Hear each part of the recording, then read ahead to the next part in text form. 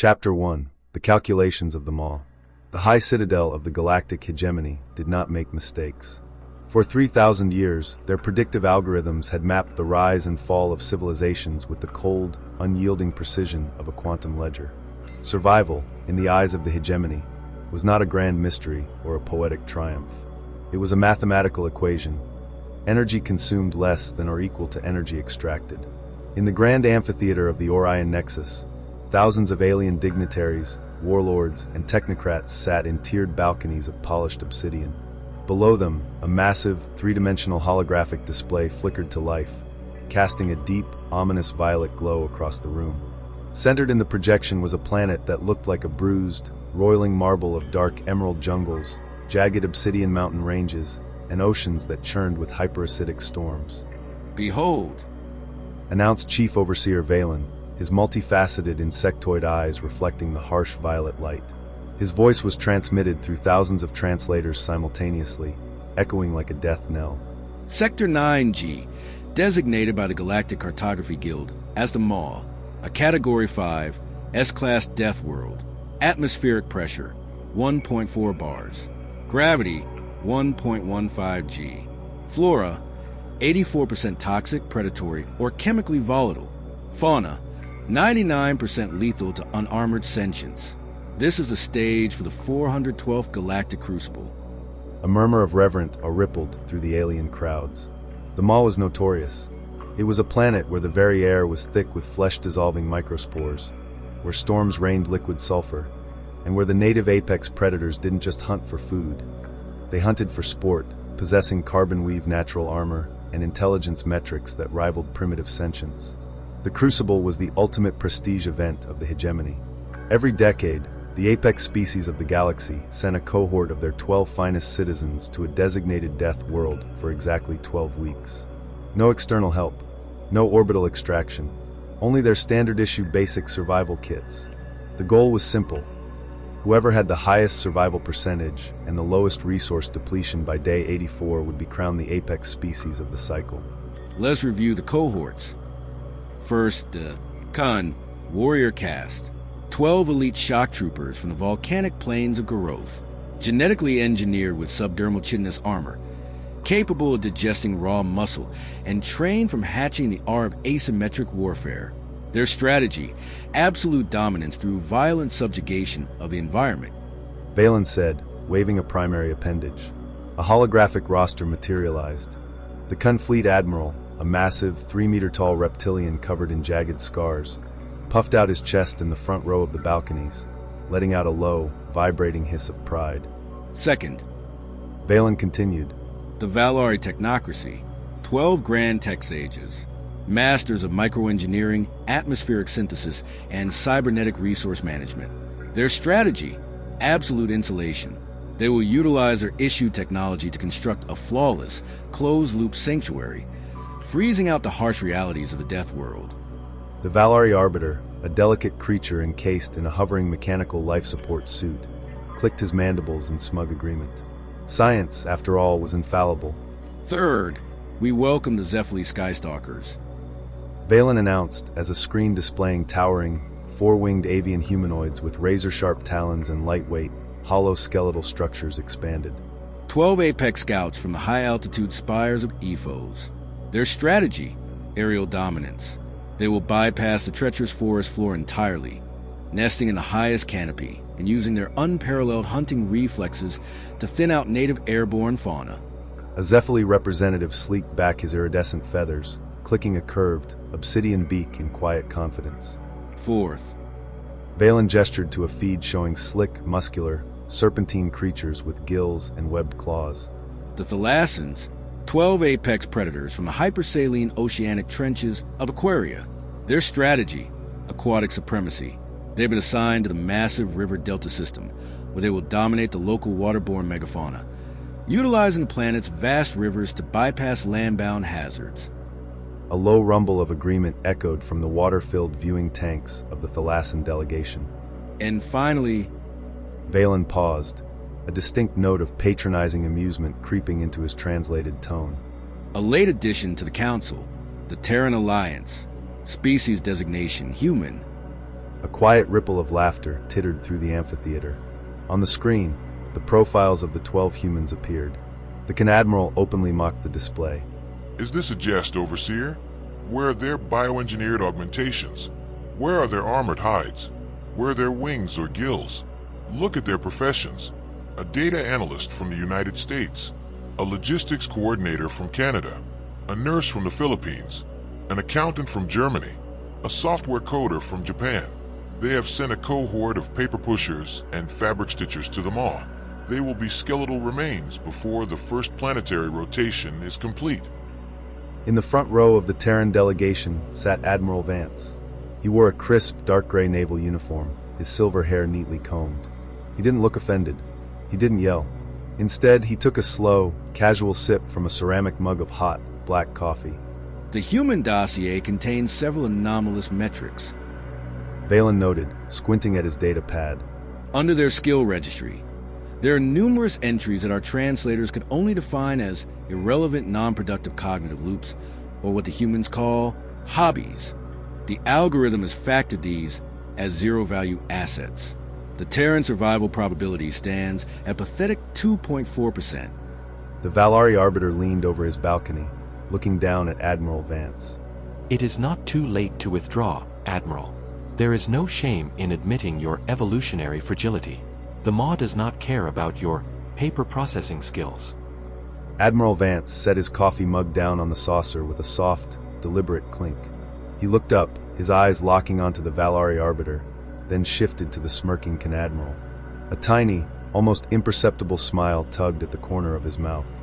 We appreciate your concern, gentlemen. Vance said, his voice smooth, calm, and utterly devoid of fear. But our guys are looking forward to the trip. We'll stick around for the final tally. The Canadmiral snorted. Then look upon your fragile young for the last time. Human, the Crucible begins. Chapter 2. The first 6 hours, the initial drop.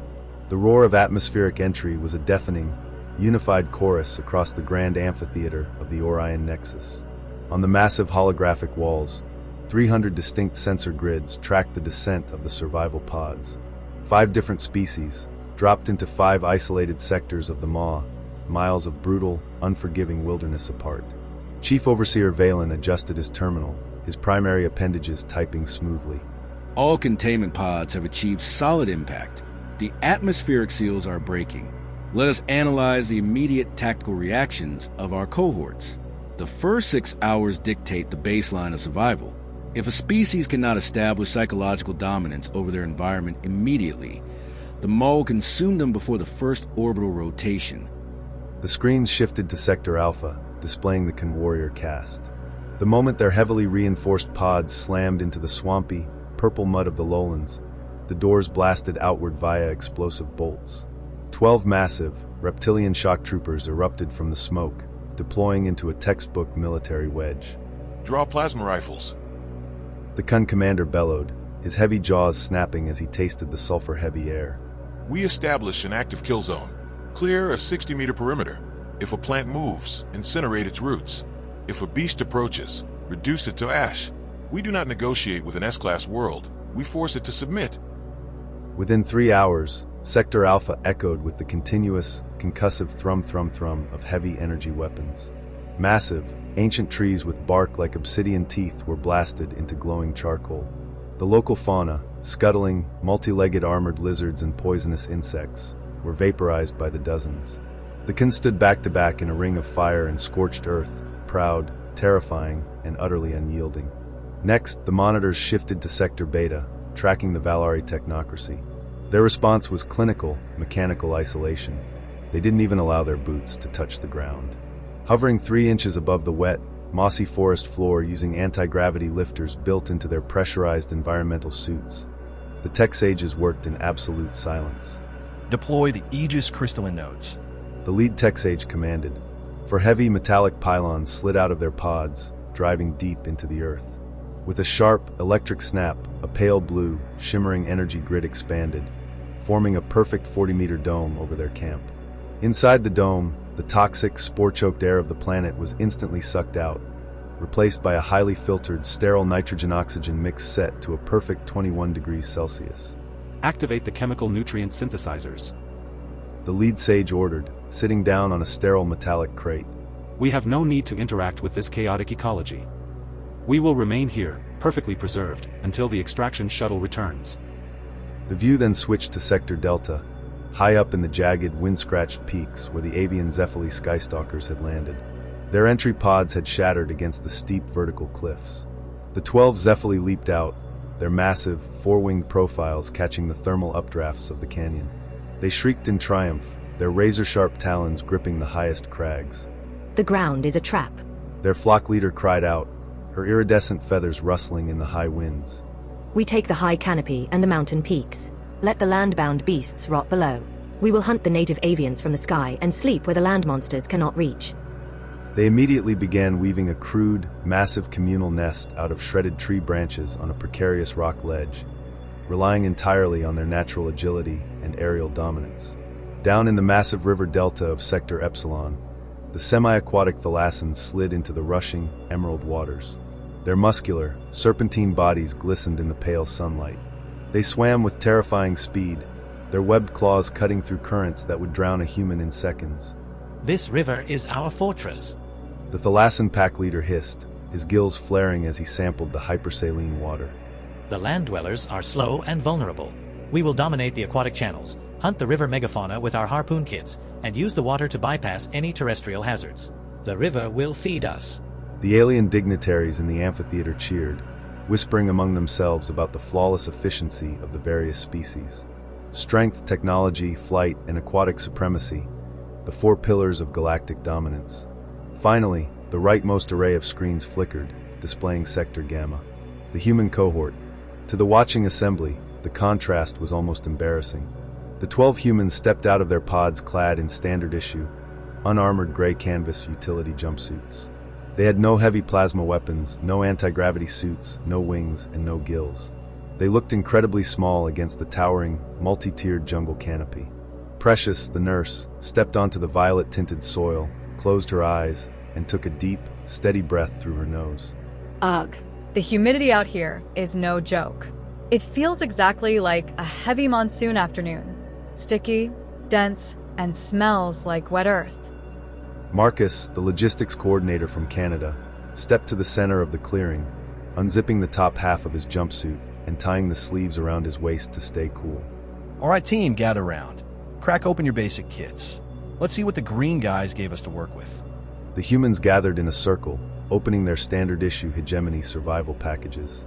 Each kit contained a basic multi-tool, a low-powered utility plasma cutter meant for clearing brush, a thin thermal space blanket, and a small flask of water purification fluid.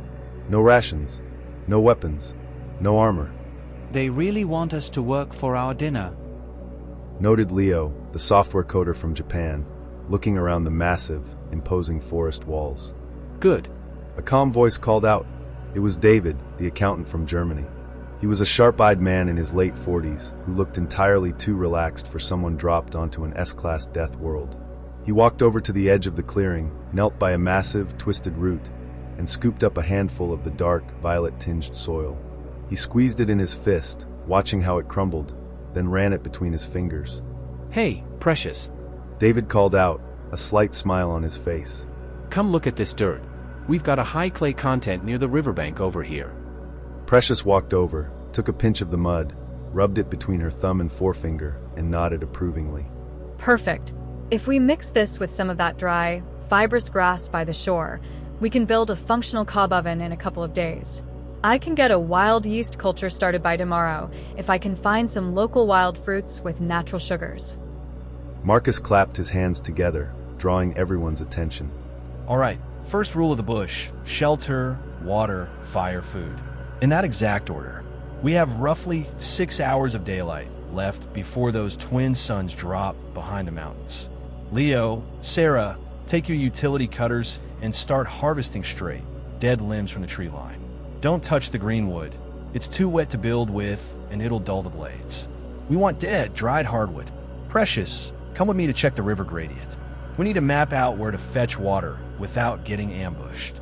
In the High Citadel observation deck, Chief Overseer Valen scoffed loudly, updating his terminal. The humans are picking up dead sticks and examining mud.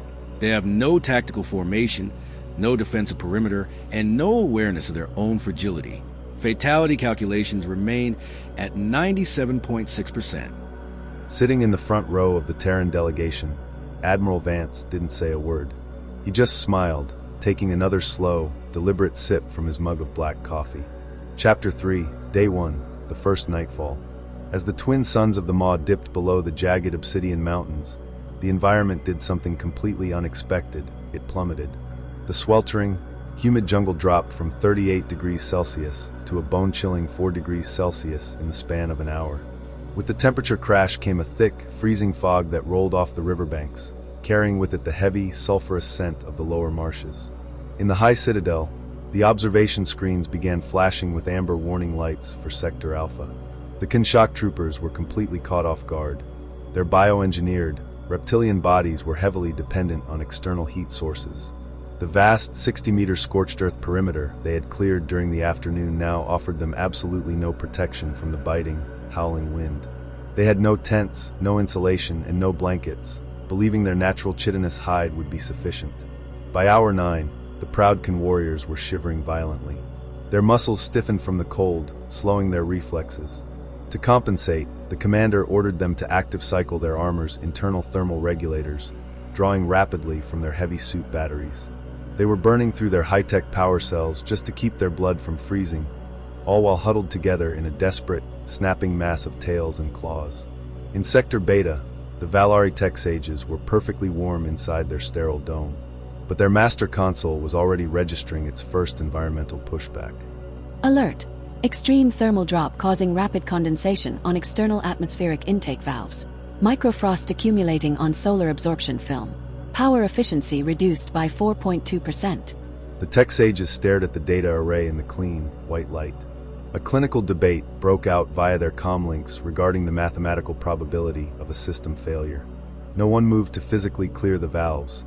To do so would break the sterile protocol of their isolation doctrine. They simply watched the numbers drift downward. Up in the frozen crags of Sector Delta, the avian Zephyli were in absolute chaos.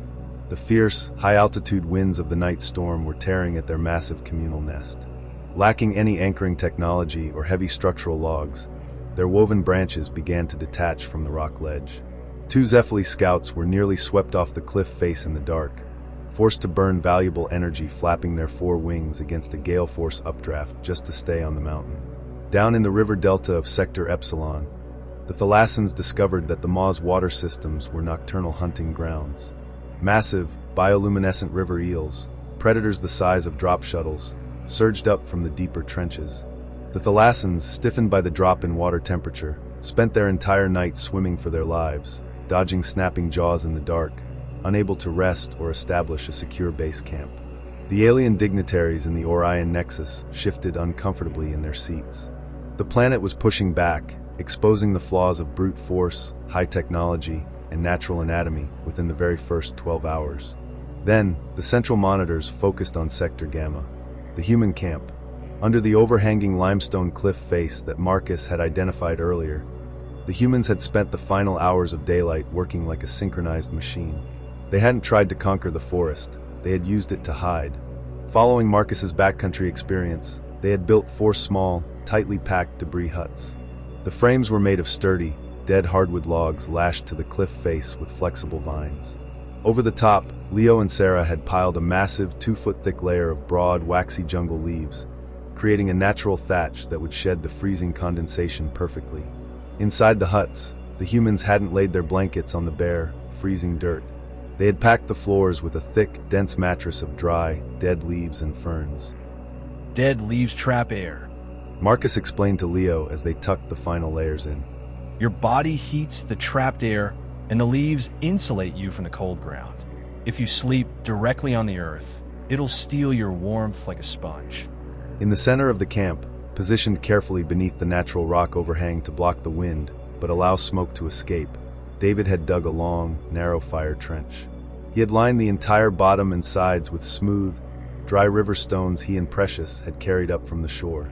A bright, controlled orange fire crackled in the trench. The humans weren't using high-powered thermal cells. They were burning the dead hardwood branches they had gathered. As the fire roared, the river stones absorbed the intense heat. By the time the freezing fog fully rolled into the valley, David carefully pulled the larger logs apart, leaving a bed of glowing, stable red embers. He then covered the fire trench with a thin layer of dry dirt and ash. All right, everyone into the shelters. Marcus called out. The rocks are fully charged. To the utter bewilderment of the watching alien judges, the humans crawled into their thick debris huts, wrapped themselves in their thin space blankets, and went to sleep. The buried river stones acted like a massive, primitive radiator, slowly releasing a deep, penetrating warmth up through the dirt floor of the camp that kept the entire cliffside alcove at a comfortable, stable temperature while the storm raged outside. Chief Overseer Valen squinted at the biometric readouts for Sector Gamma. All 12 humans had stable, resting heart rates. Their core temperatures hadn't dropped a single degree. They are sleeping. Valen muttered, his mandibles clicking in sheer confusion. The most fragile species in the Crucible is currently the only cohort experiencing deep cycle REM rest. In the front row, Admiral Vance took a slow sip of his coffee, his smile widening. Nothing beats a good night's sleep, Overseer. Day 2 is going to be busy. Chapter 4, Day 2, The Thermodynamics of a Kitchen. The twin suns rose over the maw, casting a pale, amber light through the parting fog. In the high citadel, the holographic displays updated the morning metrics, and a ripple of uneasy murmuring spread through the alien audience. The status bars for Sector Alpha were flashing red. The Kinshak troopers had survived the freezing night, but at a staggering cost. Their heavy suit batteries were at 30% capacity, depleted by the frantic power demands of their internal thermal regulators. Worse, their massive, bioengineered metabolisms were screaming for fuel. We need flesh. The Kun commander roared, his jaw snapping as his troops tore into the thick undergrowth. They spotted a herd of heavily armored, six-legged beasts grazing on toxic, spiked shrubs. Rather than tracking or planning an ambush, the starving Kun launched a full frontal assault, charging into the clearing with plasma rifles firing. The beasts stampeded. The ensuing firefight was a chaotic, high-energy mess of mud, trampling hooves, and scorching plasma. The Kun killed 3 of the beasts, but 2 of their own warriors suffered crushed chitinous armor plates from the stampede. When they sat down to consume their prize, they faced a brutal ecological reality. The beast's meat was heavily laced with sulfuric acid. The Kun's engineered digestive systems could tolerate it, but the raw, caustic meat burned their throats, requiring immense metabolic energy just to process the toxic proteins. They were burning more calories than they were consuming. In Sector Beta, the Valari tech sages faced a different crisis: error logs. The microfrost on their solar absorption films had frozen solid. Their automated energy generation had dropped by 18%. The external grid requires manual clearing. A tech sage reported. The lead sage clicked his mandibles in frustration. To step outside the dome meant exposing their sensitive, unarmored environmental suits to the abrasive, spore-choked wind. They were forced to rear out secondary power from their atmospheric filtration units, just to heat the solar films from the inside, dropping the air quality inside their sterile sanctuary to a stuffy, stale haze. Up in the crags, the avian Zephyli were exhausted. Having spent the night battling gale-force winds, they took to the morning skies to hunt. But the thin, high-altitude air offered little moisture. They were rapidly dehydrating, and their lightweight, hollow bones ached from the sheer physical exertion of staying airborne. Down in the delta, the thalassans were nursing deep lacerations from the giant river eels. They had retreated to the shallow mudflats, using their harpoon kits to catch small, toxic mud crabs, their gills clogged with silt and their pride severely dented. Then the screens shifted to Sector Gamma. The humans woke up at dawn, refreshed and completely uninjured. Their bodies hadn't spent the night fighting the environment. They had used physics to stay warm. Now they were hungry. David, the accountant, stood by the fire trench, uncovering the buried river stones. They were still radiating a gentle, residual warmth. The thermal retention worked perfectly, he noted, ticking a box on a small scrap of paper from his kit. Our energy ledger is completely in the black. All right, people, breakfast. Marcus called out, carrying a large, hollowed-out section of a fallen bamboo-like reed filled with clear water. Precious and I checked the river gradient yesterday. We found a natural gravel shelf about 50 meters upstream. The water passing over it is crystal clear, but it's guaranteed to be teeming with microspores and parasites. Instead of using their limited chemical purification fluid, Precious stepped forward. She had spent the early morning hours collecting materials. Next to the fire, she had constructed a primitive filtration tower using a large, conical piece of thick tree bark lashed together with vines. Inside the bark cone, she had meticulously packed distinct layers. First a layer of clean river gravel at the bottom, then a thick layer of crushed charcoal from yesterday's fire embers, followed by a layer of fine river sand, and topped with a bed of coarse pebbles. It's a basic gravity filter. Precious explained to the team, pouring the cloudy river water into the top. The sand and gravel catch the heavy sediment, and the activated charcoal binds to the organic toxins and microspores. But don't drink it yet, it still needs a rolling boil. She directed Leo to place a fresh, green bamboo container filled with the filtered water directly into the hot coals.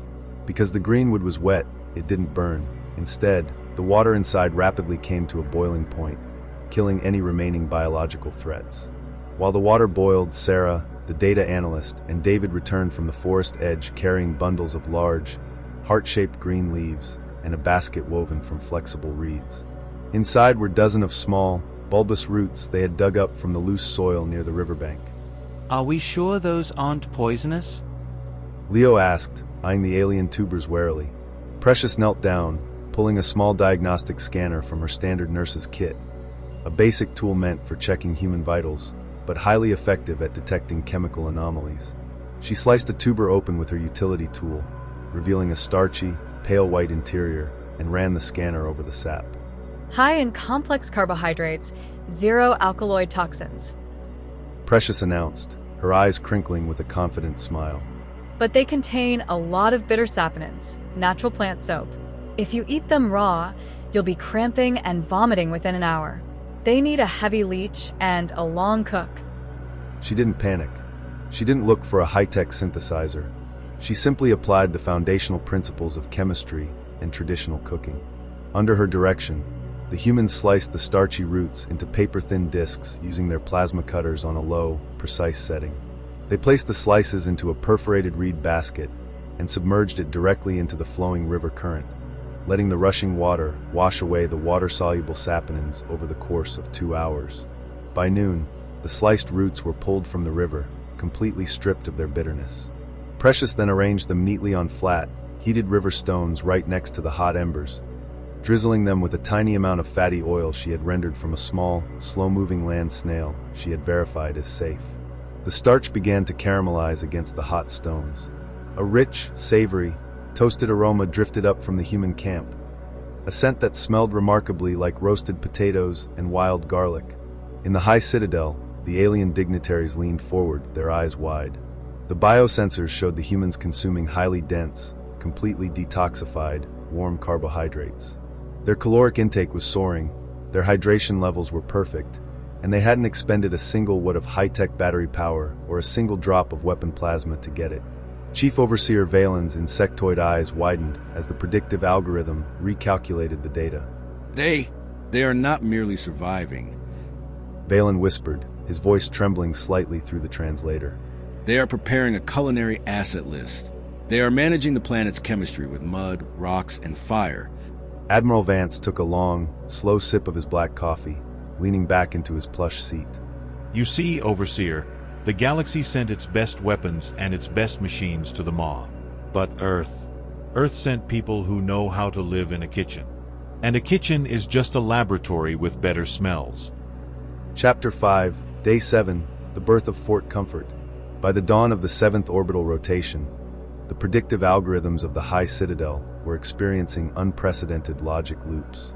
The grand scoreboard of the Crucible, usually a predictable descent towards systemic failure, had broken into radically divergent trajectories. In Sector Alpha, the Conwarrior caste had lost their first 2 troopers, not to the apex predators, but to infection. The deep lacerations they had suffered during their Day 2 hunting stampede had been exposed to the flesh-dissolving microspores of the jungle. Without biological isolation or sterile medical protocols, the wounds had turned necrotic. The surviving Kun had been forced to cauterize the limbs with their plasma rifles, dropping their overall combat efficiency by 22%. Their heavy suit batteries were completely dead, forcing them to carry their heavy, unpowered armor by sheer, agonizing muscle mass. In Sector Beta, the Valari technocracy was suffocating in its own design. Their closed-loop sanctuary had run into a critical resource bottleneck. The chemical nutrient synthesizers required a specific catalyst mineral to process raw dirt into edible gel. They had completely exhausted their initial supply. The tech sages were now trapped inside a perfectly climate-controlled, sterile dome, watching their caloric reserves tick down to zero, too terrified of environmental contamination to step outside and forage. Up in the canyons of Sector Delta, the Zephyli skystalkers were grounded. 3 days of continuous, high-altitude acid rain had stripped the natural water-resistant oils from their feathers. Their wings were waterlogged and heavy. They could no longer catch the thermal updrafts. They were huddled in the damp crevices of the rock face, starving, shivering, and entirely stripped of their aerial dominance. Down in the delta of Sector Epsilon, the thalassans had abandoned the river entirely. The constant, nocturnal raids by the giant river eels had broken their psychological resolve. They were now clustered on a muddy, exposed shoreline, their skin drying and cracking under the harsh glare of the twin suns, completely cut off from the deep water resources they were built to exploit. Then, the holographic array focused on Sector Gamma, the human camp. The transformation was so staggering that a dead silence fell over the Orion Nexus. The temporary alcove beneath the limestone cliff face had evolved. It was no longer a survival camp, it was a homestead. Over the course of the week, Marcus had used his logistics background to organize the 12 humans into a highly specialized construction crew. They hadn't tried to clear a massive, vulnerable perimeter like the Kun, nor had they sealed themselves away like the Valari. Instead, they had built a defensive, semi-permanent fortification that blended seamlessly into the geography. They called it Fort Comfort. The front of the limestone alcove was now blocked by a sturdy, 6-foot-tall palisade wall. Leo and Sarah had used their low-powered plasma cutters to harvest dead, cured ironwood logs from the forest edge, sharpening the tops into wicked spikes. The wall was anchored deep into the clay-heavy soil and reinforced with thick crossbeams lashed together with heavy, braided vine ropes. But it was the construction material sealing the logs that caught the overseer's attention. What is that substance? Valen muttered, leaning so close to his console that his antennae brushed the screen. Our chemical sensors detect a composite material of high thermal density and structural elasticity. It is resisting the acid rain completely. That Admiral Vance said, his voice dripping with quiet pride, is cob, a mixture of subsoil clay, water, and dry, fibrous river grass. The humans have been stomping it together with their bare feet for 4 days. Inside the palisade wall, the cob had been used to seal every gap between the logs, creating an airtight, windproof barrier. Better yet, David and Precious had constructed a massive, dome-shaped cob oven against the back of the limestone cliff. The oven was currently roaring with hot embers. Precious stood before it, her gray utility jumpsuit rolled up to her elbows, using a flat, carved wooden paddle to slide rows of pale, round discs onto the heated clay floor of the oven. The yeast culture took beautifully, Precious reported, wiping sweat from her brow as she looked back at Marcus. The wild sugars from those blue forest berries did the trick. The dough is rising perfectly. Within 20 minutes, the aroma wafting out of Fort Comfort wasn't just the smell of smoke or roasting roots. It was the rich, intoxicating, deeply nostalgic scent of fresh-baked, leavened sourdough bread. While Precious baked, Leo sat under the shelter of the thatch roof, his laptop-style diagnostic pad resting on his knees. He wasn't coding software. He was analyzing a sprawling, hand-drawn map that Sarah had compiled. All right, Marcus. Leo said, pointing his stylus at the map. Based on Sarah's weather data from the last 6 days, the acid rain runs on a predictable 12-hour atmospheric pressure cycle. It always hits right after the secondary sun sets. If we schedule our foraging runs for the mid-morning window, the humidity drops by 15%, and the native predators go dormant to avoid the heat. Perfect. Marcus nodded, sharpening a long ironwood spear with a utility tool. We don't need to fight the monsters if we just walk around them while they're taking a nap.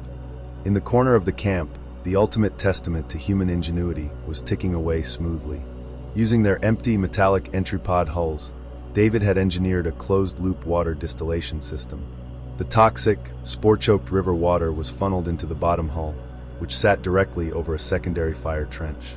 The water boiled, turned to steam, rose through an angled bamboo pipe where the freezing night air condensed it back into liquid, and dripped into a secondary, sterilized container. They had an infinite supply of pure, distilled water, completely independent of chemical filters or power cells. The predictive algorithm on the central Citadel screen flickered violently. The numbers spun, recalibrating the data from the past 7 days of activity. The human survival probability, which had started at a miserable 2.4%, suddenly surged, breaking past 40%, then 60%, and finally stabilizing at a staggering 78.9%. The alien audience erupted into chaotic, angry debates. Warlords slammed their fists on the obsidian balconies, demanding to know how a group of unaugmented, unarmored paper pushers had achieved the highest survival rating in the entire history of the 412th Crucible within a single week. Chief Overseer Valen turned his trembling insectoid head toward the Terran delegation. His multifaceted eyes were wide with genuine, unadulterated shock. This violates every law of evolutionary dominance. They have no natural weapons. They have no high-grade military logistics. How are they outperforming the galaxy's finest elite? Admiral Vance took a final, deep sip from his mug, setting it down with a firm, definitive clank. He looked Valen dead in the eye, a sharp, knowing glint in his gaze. Because, Overseer, your algorithm thinks survival is a war against the universe. Vance said softly. But humans know better. Survival isn't about beating the planet into submission. It's about making yourself at home. And once a human builds a home, they don't plan on leaving. Chapter 6, Day 21, The Calculus of the Monsoon. By the morning of the 21st planetary rotation, the Maw decided to remind its guests exactly why it held an S-class designation. The dropping temperatures of the third week culminated in a massive atmospheric pressure inversion. The emerald skies turned a bruised, oily charcoal color, and the wind died down to an eerie, suffocating stillness. In the high citadel, the environmental sensor grids illuminated with brilliant crimson blinking indicators. Attention, all delegations. Chief Overseer Valen announced, his audio translators humming with an unusual tension. The planet's mid-cycle weather anomaly has initiated. A hypersaline monsoon storm. Precipitation index is projected to reach 40 centimeters of corrosive, mineral-heavy rainfall within a single 12-hour window. pH levels of the rainfall will drop to 4.2.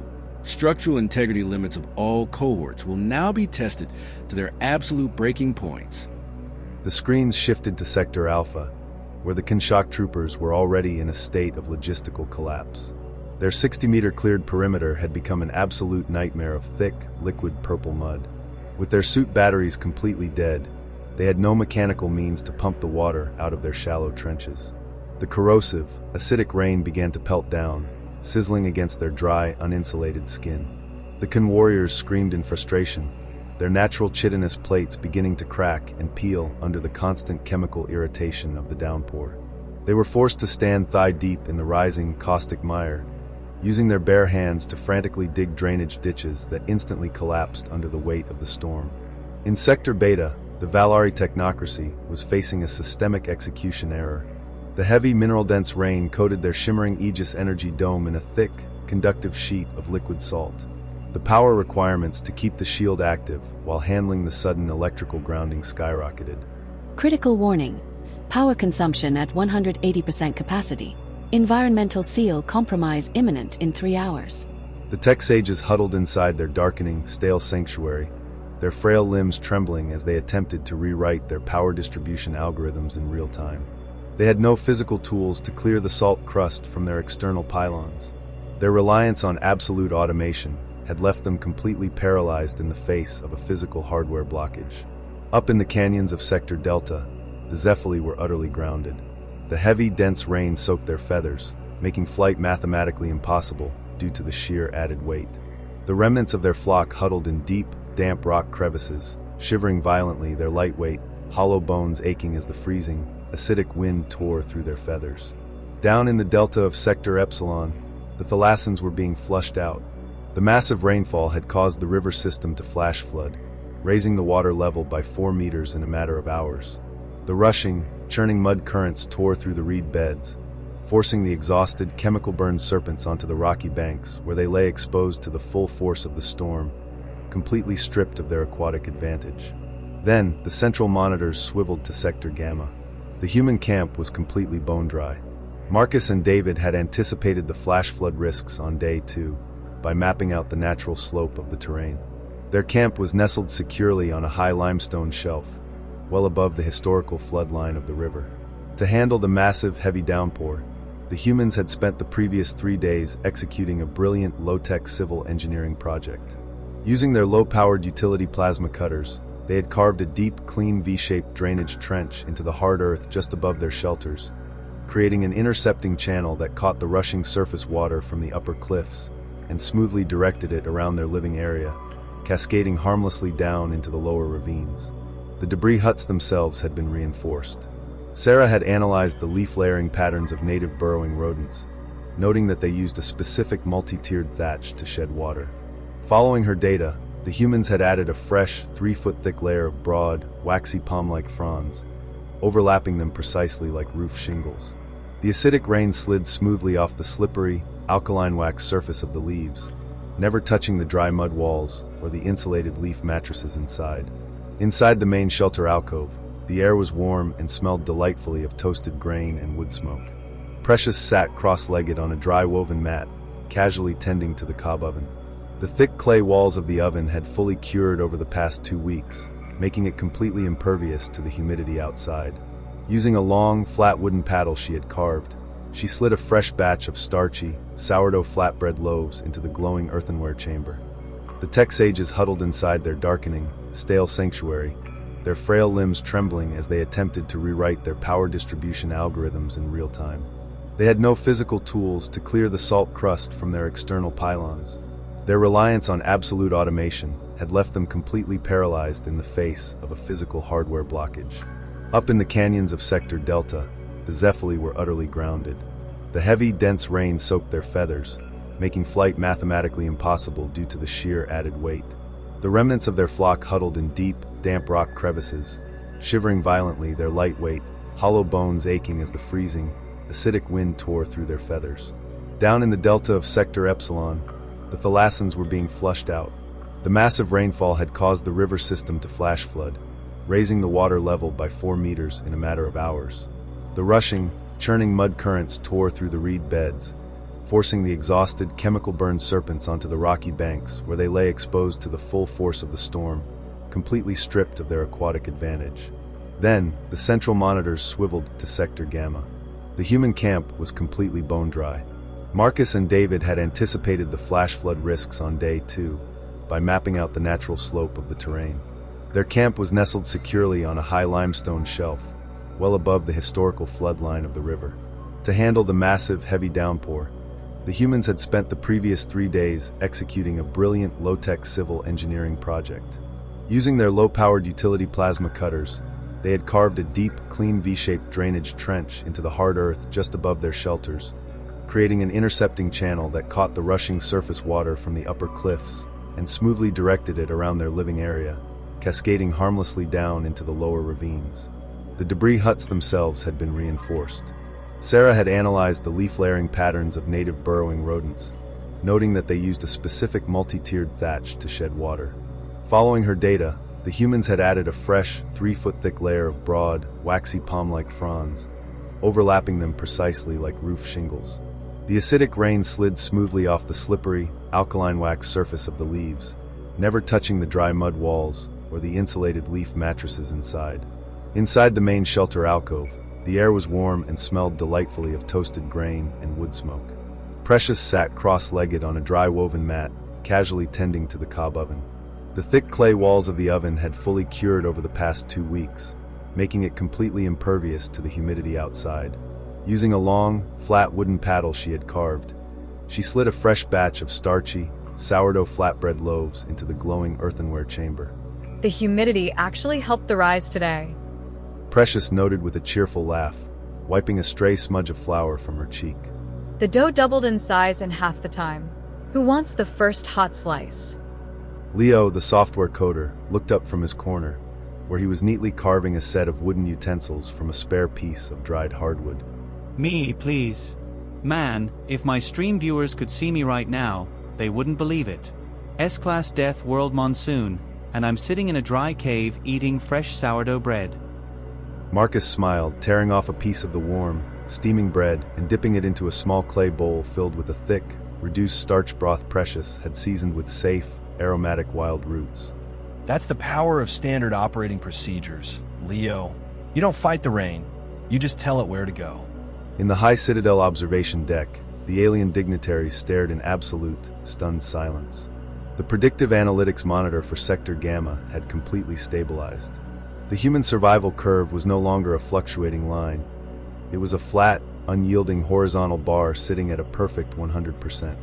Chief Overseer Valen's primary appendages hovered over his console, trembling slightly. They have conquered the monsoon with an intercepting trench and caramelized carbohydrates. They have neutralized the chemical acidity of the atmosphere using the natural wax of the local flora. The Valari Arbiter looked down at his own blinking error logs, then up at Admiral Vance. His voice was no longer arrogant. It was hollow with an existential dread. What manner of biology is this? Your young do not possess armor, yet they remain undamaged. They do not possess power cells, yet they remain warm. Admiral Vance slowly lifted his fresh mug of coffee, blowing gently across the surface of the dark, hot liquid before taking a smooth, quiet sip. It's not a matter of biology, Arbiter. Vance said softly, his eyes reflecting the deep violet glow of the galactic map. It's a matter of infrastructure. My people don't look at a dangerous world and see an enemy to destroy or a prison to escape. We look at it as a fixer-upper. And right now, Chapter 1 of our renovation is going perfectly. Chapter 7, Day 56, The Accounting of the Unseen. By the 56th planetary rotation, the 412th galactic Crucible had ceased to be an entertainment spectacle. In the high citadel of the Orion Nexus, the atmosphere was thick with a heavy, stunned solemnity. The grand amphitheater's obsidian balconies, once alive with the raucous cheering of a dozen stellar empires, were now quiet save for the rhythmic, desperate clicking of data terminals trying to calculate an impossible paradigm shift. The leaderboard was a casualty list. In Sector Alpha, the Conwarrior caste was effectively broken. Of the 12 elite shock troopers who had charged out of their pods on day 1, only 4 remained standing. Their proud subdermal chitinous armor was severely compromised, pitted and decayed by the relentless chemical monsoons, and infected by the native flesh spores. They no longer held a defensive perimeter. They sat in a hollowed-out mud pit, their dull vibroblades clutched in trembling claws, staring into the dark jungle with wide, unblinking eyes of pure primal exhaustion. Sector Beta was completely dark. The Valari technocracy's flawless, closed-loop sanctuary had suffered a catastrophic system execution error 48 hours prior. The conductive salt crust on their external Aegis pylons had caused a massive electrical feedback loop, detonating their main atmospheric synthesis core. The tech sages, unaccustomed to physical exertion and unable to breathe the raw, sulfurous air of the maw, had been forced to trigger an emergency medical forfeit, their hovering life support pods slinking back to the orbital transport in absolute ignominy. The Zephyli of Sector Delta had entirely vanished from the high crags, their remaining 6 members forced down into the humid valley floors where they were being methodically hunted by the native apex predators. Down in the delta of Sector Epsilon, the last 2 surviving thalassans lay heavily sedated in their water-filled medical bays, their muscular, serpentine bodies permanently scarred by the caustic river chemistry. The galactic predictive algorithm had adjusted its metrics. 4 of the 5 apex species had been utterly liquidated by the thermodynamic reality of an S-class death world. And then there was Sector Gamma. Let us bring up the Terran biometric ledger. Chief Overseer Valen announced, his translated voice sounding hollow, almost reverent. The algorithm indicates 0 biological depreciation over the last 28 rotations. The human cohort has achieved a state of localized environmental equilibrium. On the central holographic wall, the human homestead was no longer just a camp. It was an established settlement. The original 4 debris huts had been expanded into a fully enclosed, 3-room lodge constructed from sturdy, interlocking hardwood logs. The gaps between the logs were meticulously sealed with a beautiful, smooth insulating plaster that Precious and David had formulated by mixing river sand, wood ash, and the sticky, starch-heavy waste liquid left over from their daily tuber leaching process. It was a traditional cob and wattle technique that rendered the walls completely airtight and entirely impervious to the acidic rains. A small smoke hole in the thatched roof gently exhaled a thin, steady stream of white wood smoke that carried the rich, comforting scent of roasting seeds and fresh, baking sourdough. Inside the compound, Marcus was reviewing a series of hand-drawn topographical maps laid out across a smooth wooden table. We've fully secured our resource perimeter, he reported to the gathered team. The drainage trenches handled the secondary flood crest perfectly. Leo's automated tripwires, made from flexible vine fibers and small river stones, give us a full 3-minute warning if any of the larger fauna try to wander up the cliff paths. Not that they want to. They've learned our fire smells like a hazard. And the winter stores are officially locked down, David added, marking a crisp checkmark onto his wooden ledger log with a piece of charcoal. We have an accrued surplus of 40 kilograms of dried starch flour, 15 liters of charcoal-filtered drinking water stored in our fired clay jars, and enough smoked, non-toxic river trout to last us through the final 3 weeks of the cycle. Our energy expenditures remain at a strict net zero. Precious stepped away from the cob oven, carrying a large, hand-molded earthenware platter. Arranged neatly on the tray were 12 golden brown, beautifully risen sourdough flatbreads, dusted with a fine powder of toasted, aromatic wild seeds. Dinner is served, everyone. Precious smiled, her voice bright, warm, and utterly unbothered by the fact that she was currently sitting in the heart of the galaxy's most notorious death world. Make sure to eat up. Marcus, you and Leo have the first watch tonight, and I want your caloric intake fully optimized before you head out into the cold. Leo took a warm, steaming loaf, breaking it apart with a satisfying, crunchy crack of the crust. You know, back home, I used to pay $20 for an artisan sourdough loaf that wasn't even half this good. If I ever get back to my coding desk, I'm opening a bakery. In the high Citadel observation deck, the Valari Arbiter's mechanical suit whirred aggressively as he stared at the screen. He looked down at Admiral Vance, his glowing optical sensors flashing in a mixture of confusion and deep, existential offense. This is an ideological insult to the Council. The Arbiter hissed through his vocabulator. The Crucible is an arena of evolutionary dominance. It is a test of supreme biological warfare and high-tier technological isolation. Your species has. You have transformed an S-class Crucible into a pastoral domestic colony. They are consuming baked goods. They are engaging in recreational banter. Admiral Vance didn't flinch. He slowly leaned forward, placing his hands on the polished edge of the Terran delegation box. The casual, relaxed demeanor was gone, replaced by the cold, unyielding iron of a species that had survived ice ages, global wars, and the brutal taming of their own wild world. You still don't get it, do you, Arbiter? Vance said, his voice dropping to a low, resonant rumble that echoed clearly across the silent amphitheater. You think dominance means swinging the biggest sword or building the thickest wall. But the universe doesn't care about your pride. The universe runs on thermodynamics.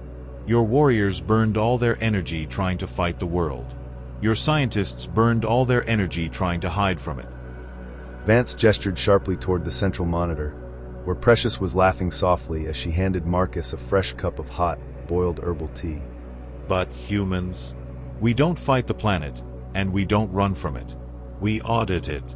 We take its raw chemistry, its wild heat, and its physics, and we turn them into a kitchen. Because once a human being has a warm roof, a clean glass of water, and a hot loaf of bread, that world isn't a death world anymore. It's just a neighborhood. Chief Overseer Valen slowly reached down, his trembling appendage pressing the final verification key on his console. The predictive display flashed one last time, locking the Terran Alliance's survival metric into an undisputed, permanent certainty. Day 56 concluded. Valen whispered into the microphone, his voice echoing like a quiet surrender. The Terran cohort remains, entirely unliquidated. Chapter 8, Day 84, The Final Ledger. The final planetary rotation of the 412th Galactic Crucible began not with a roar, but with a profound, heavy silence that enveloped the entire Orion Nexus. In the grand amphitheater, the thousands of tiered obsidian balconies were packed to absolute capacity, yet the usual deafening roar of political posturing and grand interstellar gambling had completely vanished. The alien dignitaries sat like cold statues, their multifaceted eyes fixed entirely on the central, massive holographic wall. The leaderboard was a stark, unyielding monument to systemic failure. The status bars for sectors Alpha, Beta, Delta, and Epsilon were completely grayed out, stamped with the harsh, glowing red galactic glyph for forfeit via total biological depreciation. The Kun's raw strength had bled out into the purple mud. The Valari's high technology had short-circuited under a layer of salt. The Zephali's wings had been clipped by the high-altitude winds, and the Thalassan's gills had been choked by the river silt. Four galactic superpowers, reduced to emergency medical evacuations and empty containment pods. Let's bring up the final live telemetry feed for Sector Gamma. Chief Overseer Valen announced. His voice, once booming and full of insectoid arrogance, was now flat, tired, and quiet. He tapped his terminal with a single, slow movement. The screen flickered to life, showing the human settlement on day 84. Outside the three-room log lodge, the morning air was crisp and clear. The hypersaline monsoon season had finally passed, giving way to a calm, temperate local autumn. The V-shaped drainage trench that Marcus and David had carved weeks ago was now a neat, dry earthen channel, lined with smooth river stones that prevented erosion. The wicker boundary fence was intact, covered in a beautiful, non-toxic climbing vine with pale blue flowers that the local pollinating insects buzzed around peacefully. Inside the compound, there was no panic. There was no desperate countdown. There was only the steady, rhythmic routine of a well-run household. David sat at the smooth wooden table under the limestone overhang, his charcoal piece down to a tiny stub. He was meticulously tallying up the columns on his final log ledger, a look of immense professional satisfaction on his face. All right, let's close out the books. David called out, tapping the wood with his knuckles to get the team's attention. We are finishing the cycle with 20 kilograms of surplus starch flour, 8 liters of pristine charcoal-filtered water, and 12 kilograms of preserved smoked trout. Our standard issue tools have suffered less than a 5% physical depreciation metric. From a purely administrative standpoint, this entire expedition has been a remarkably low-risk asset venture.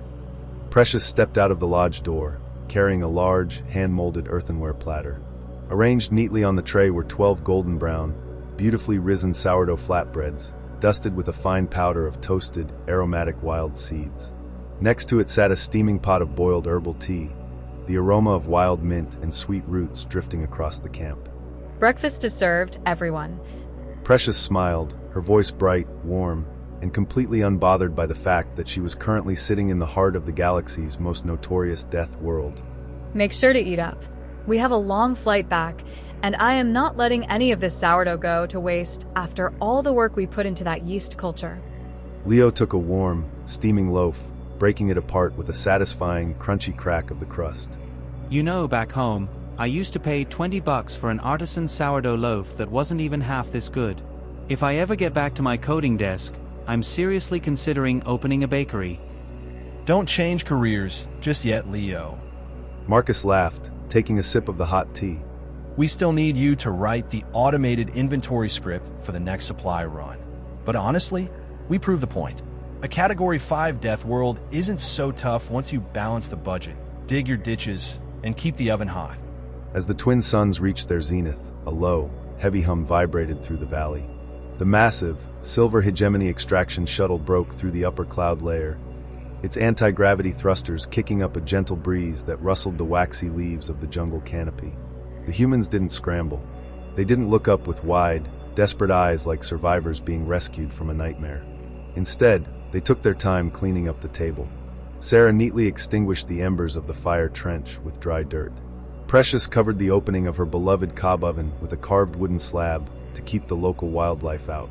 Forming a neat, orderly single-file line, their handmade clay jars and woven baskets slung over their shoulders, the 12 humans walked calmly down the stone-lined path toward the landing clearing.